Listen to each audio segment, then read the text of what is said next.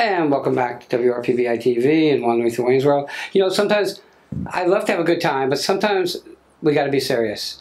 And many years ago, I spoke about a scenario, which is, what do you do when someone passes? Your mom, your dad, anybody. And how trying is it and how hard is it to focus on going to the funeral home and preparing this and preparing that? It's a nightmare. So my mom and dad did something called pre-need. With me is Marie Pyne from Dignity Memorial, right? Good morning. How are you? I'm wonderful. Thank you for having me. Okay, so you're the expert, so I'm going to ask you so we can explain it to them. Because I have a little knowledge, and sometimes a little knowledge is dangerous. But we're going to work on what I know, and then you can fill in the blanks and help me out and help the viewers out.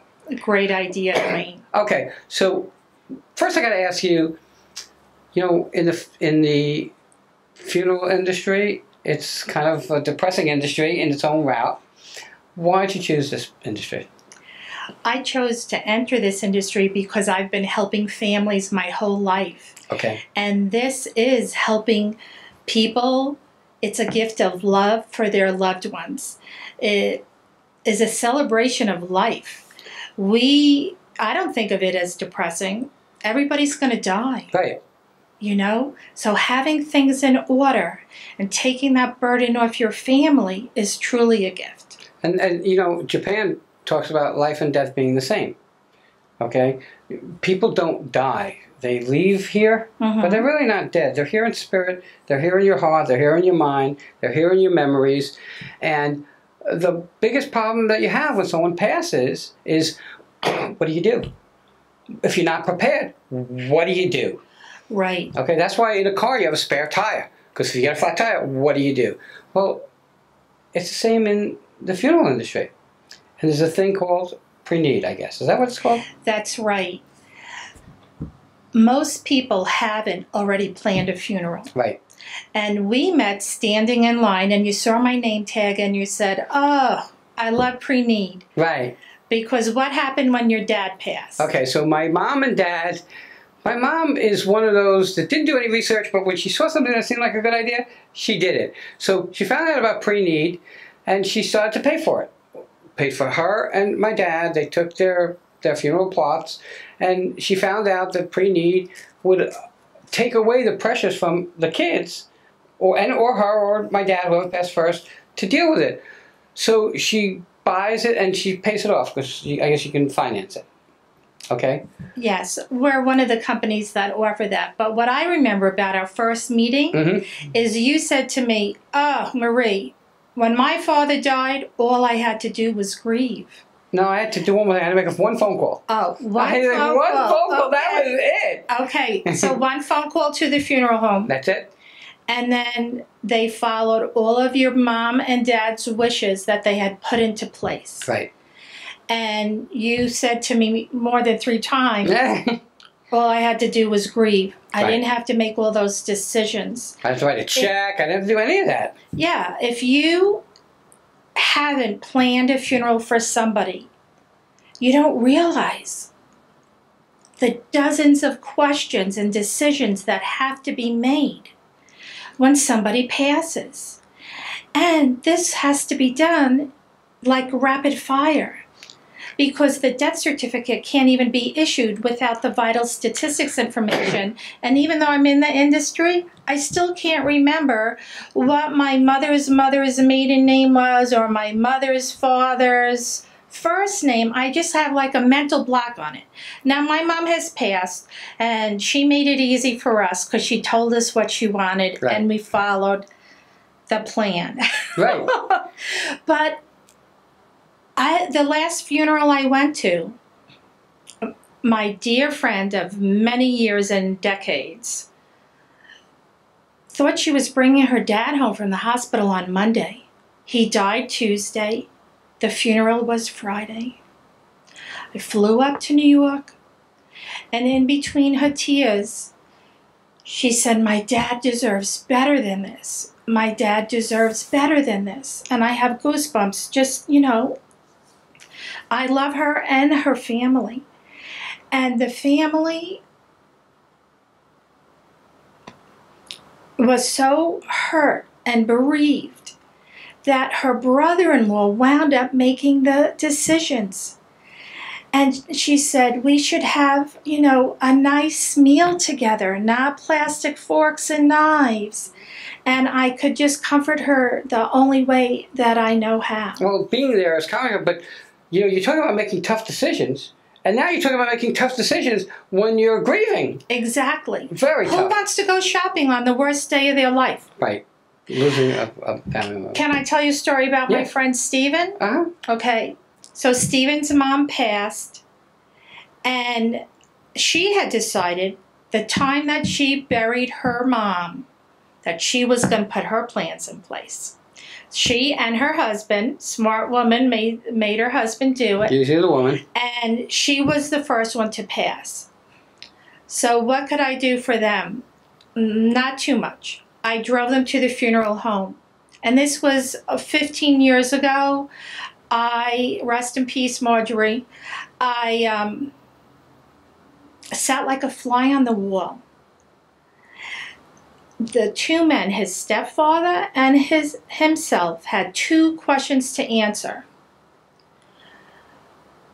Do you want another limousine? And what kind of a prayer card do you want?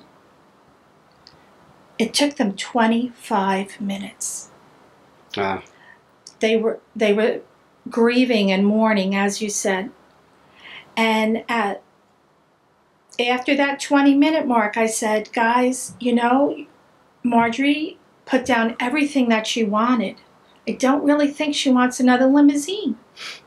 If she wanted one, she would have put it in the package. Right. And, you know, your mom was a Marine. And that surprised me. I didn't know that until she passed. Oh, wow. That she had served as a Marine. And so then the mass card that they chose had the American flag and that theme. And it helped them grieve. Of course. But, you know, and I don't know if you guys get it, but I'm sitting right here, right next to me, and you can feel the passion and emotion in her stories because that's why she's in the industry she's in. So somebody now wants to get in touch with you and prepare. Okay, kids live up north, parents are down here. That's a story. What's the first thing they need to do? Wayne, they can give me a call. We'll make an appointment at your kitchen table at any of my 6 offices. Okay. I cover from Hobe Sound to Vero Beach, Florida. And I'm licensed to do business in the state of Florida, not New York. So I wasn't able to help my friend in New York. Right. And again, we didn't expect her dad to die. It was very sudden. But so you come? So I come, and I have a personal planning guide, which is a nice memorial and tribute to your family. And this is a book with 23 pages of important information. Okay. Okay? And this book is a gift of love because 95% of what the funeral director is going to need, you'll put in here. Okay. So I'll come see you. You'll go through the book with me. You'll fill in what you can and then have a little bit of homework because you won't know all the answers to all the questions. But you're at least in your clear head to do it. That's right. And something that nobody loves to talk about when they're going to pass. No. You just know that it's going to happen. And I think this is not only a gift to your loved one, partner, spouse, but the next generation. Your children shouldn't have to plan your funeral. We plan birthday parties better than we plan our own funeral. As sad as that might sound. Yeah. Okay. You shouldn't have to go shopping on one of the worst days of your life. I totally agree. Statistically, they say people who buy at the time spend more money than people who plan ahead. Well, not only that, but like I said, my mom financed it, so it made life really easy. Yeah, I tailor packages. Well, you know, I'd like to spend a few minutes talking about dignity, if that's okay with you. We only have a couple of minutes, so we'll take it quick. So I'll tell you why I chose Dignity Memorial, which is known as ACOC Funeral Homes here. They're the largest in the United States. They're the largest in North America. There are more than 2,000 locations. That impacted me a great deal. We are different than other companies. We have serviced every president since President Eisenhower. Really? Yes. You've heard of the J.D. Power? Yeah. We have received the Presidential Award. Only 13 companies in the United States have received that level of an award. We have a 100% service guarantee. We have a compassion helpline that helps your loved ones. For 13 months after your passing, they can call 24/7 on the phone. Wow. And somebody with a higher education degree, a trained counselor, will help that bereaved person. It even extends for 3 months to people who attend your service. We have a travel agency that helps coordinate. To get the people down here? Yes. We have child and grandchild protection. God forbid you lose your child under age 21 and single. Grandchild, great-grandchild.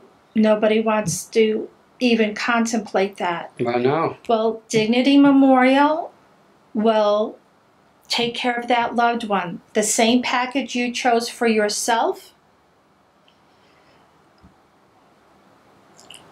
we do that for the kids too. Wow. And homeless veterans will bury for free. It's a wonderful company. Oh, that is amazing. How do people find you and contact you? Call me on my cell phone. You know the number? 772-807-0354. It's dignitymemorial.com is the website. Call me. But call her, okay? And, you know, even if you're, and I hate to say it because I was going to say, even if you're not ready, but the time is now. But even if you're not ready, give a call. Get some answers. Give me a call. Absolutely. With that, I want to thank you for coming on.